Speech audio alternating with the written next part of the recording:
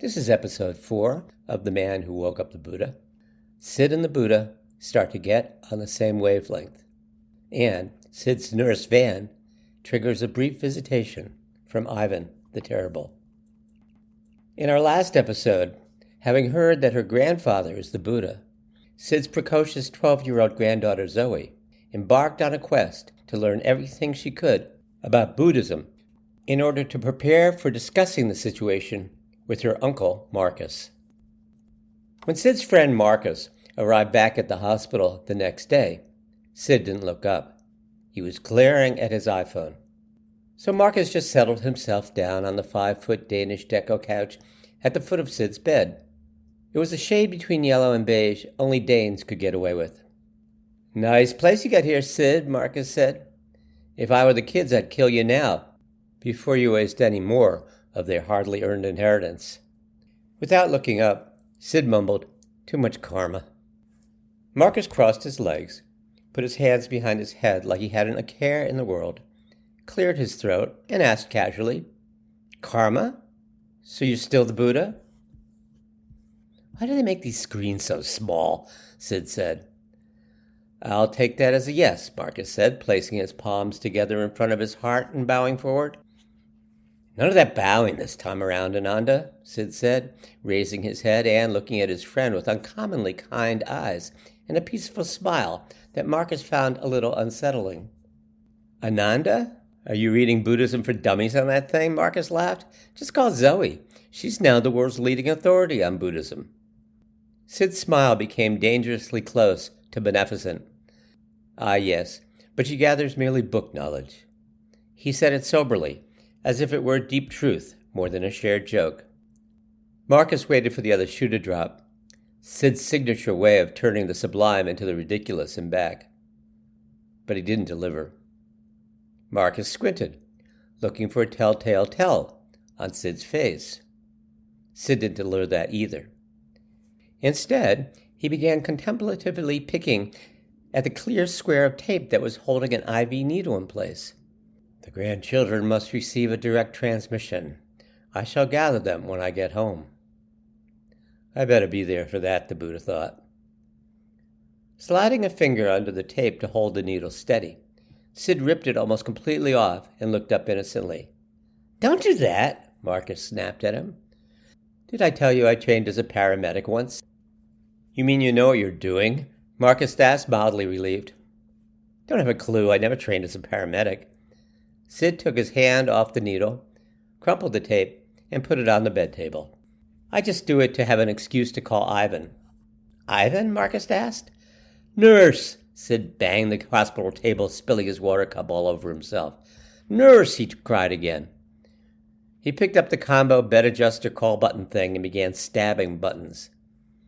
A few seconds later, the same nurse as the day before sidled in.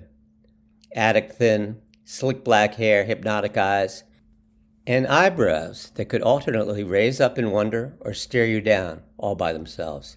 "You do that one more time, Siddhartha," he said, putting new tape over the needle, "and I'll tape your mouth shut." Clearly, they had developed a close relationship since the day before. "Siddhartha?" Marcus asked Ivan, getting out of the nurse's way. "You mean he told you he was the Buddha?" "Yeah. And by the way, the name's Van, not Ivan." "Sorry." "Not a problem." "I think," Sid said, sensing he was no longer the focus of attention, "that Ivan the Terrible, not this Ivan, of course." "Van," Marcus and the nurse said in unison. "I mean, he might have been bad sometimes. Who isn't? But terrible? That's harsh." Sid waited for a reply, but Van was too busy maneuvering the IV stand out of the way and picking up the unread newspaper Sid had tossed on the floor. "Might as well take your vitals while I'm here," Van said, squirting some antibiotic lotion and rubbing his hands together. "Ivan the Terrible just had some anger issues," Sid continued. "Sort of like this Ivan. In fact, if he had gone into nursing instead of tsardom, I bet he would have been quite good at it." Sid's voice trailed off as he felt a wave of fatigue, and his vision began to blur. When he closed his eyes, the familiar flashes of color and light on his inner eyelids ran amok before dissolving into an image of a paranoid, bipolar 16th century czar, towering over him in full czar-like regalia, kaftan, crown, and all. He was glowering. Sid tried to glower back. Seconds later, Ivan, the terrible one, broke into a huge devilish smile and then abdicated. The Buddha thought, as if he were a lab tech seeing an unexpected result. This guy is even more porous than I thought. He had begun to realize that connecting with Sid was like dialing in a distant station on an old-fashioned radio that was being crowded out by a cluster of similar frequencies. Buddha, yeah, right, Van said dismissively while making some notations on his chart. He didn't even know his last name until I told him. I know his last name. It was terrible, Sid mumbled from far, far away. Shit, Van said, looking down at Sid's ashen face and then at the blood pressure monitor on the wall. He grabbed the call button, but before he could push it, Sid's color began to come back as the wave of mania passed through. Marcus had instinctively pulled his legs up onto the cushion, expecting a swarm of doctors to arrive en masse. Now he slowly lowered them back to the floor and leaned forward, paying close attention as he watched Van check Sid out. Okay, Siddhartha, you feel any pain? Of course, life is suffering, Sid answered. On a scale of 1 to 10. 7, 7, 7, Sid said.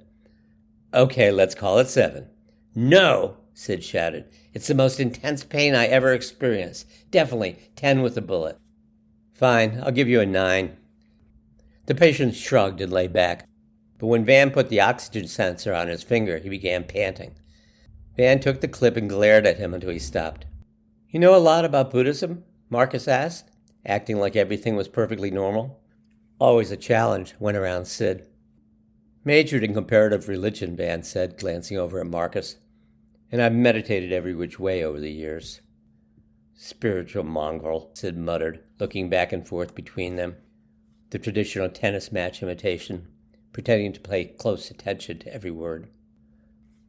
Okay, wise guy, you remember the names of Buddha's chief disciples? Van asked, coming at Sid from the side and veering back to the subject.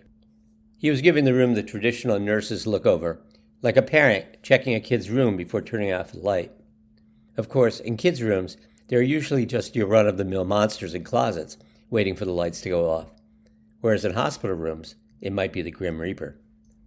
You mean besides Ananda? Sid asked innocently. Technically, Van shot back, trying to regain the upper hand. Ananda was a great disciple, not a chief disciple. These people and their technicalities, the Buddha thought. He couldn't even remember what he'd been thinking when he made the distinction. Ananda was Siddhartha's attendant and scribe, Van continued. Started tagging along after the Buddha when he was just a kid. Well, I promised his mother I'd take care of him, the Buddha reflected. Everybody knows that, Sid brushed the comment aside. Yeah, right. So who were the 2 chief disciples, wise guy? Ah, the Buddha thought, a wave of compassion sweeping across his liminal heart. Sariputta and Moggallon. They were my right and left hand. Sariputta and Moggallon, of course, Sid said. Marcus refused to show his surprise at Sid's sudden theological expertise. Maybe he was just making up the names. A hope that was dashed when he looked at Van curiously and the nurse shrugged and nodded. Sid had nailed it. Van winked at Marcus conspiratorially and said, What about the 5 hermits who you taught the 4 noble truths to? Can you name even one of them? Of course not. That was thousands of years ago. Who remembers these things? Are you saying, Van asked sarcastically, you have no idea? Not a clue, Sid said agreeably. Well, there was Kondinya, the Buddha smiled at the memory. Well, there was Kondinya, Sid said, smiling at his spontaneous wisdom. As Van left the room, he ran his fingers through his inky black hair, and without looking back muttered, This guy is messing with my head. Probably some Rinpoche in disguise. Rinpoche? Sid asked. He appears to be many things, this guy, the Buddha thought, but a Rinpoche he's not. Tibetan Buddhist master big shot, I think, Marcus said. Let's ask Kesey. Kesey, Sid exclaimed, his eyes lighting up. Good thinking, Marco. For a change, call him ASAP. Ah, Kesey, the Buddha thought. That should make things interesting. On the Substack site, there's a link to a little background piece on Marcus's more or less enlightened friend Kesey, who, in next week's episode, gives Sid some pointers about being the Buddha. Thanks for reading The Man Who Woke Up the Buddha. I hope you'll share it with others who'd enjoy the Buddha's irreverent relationship with spirituality and everyday life.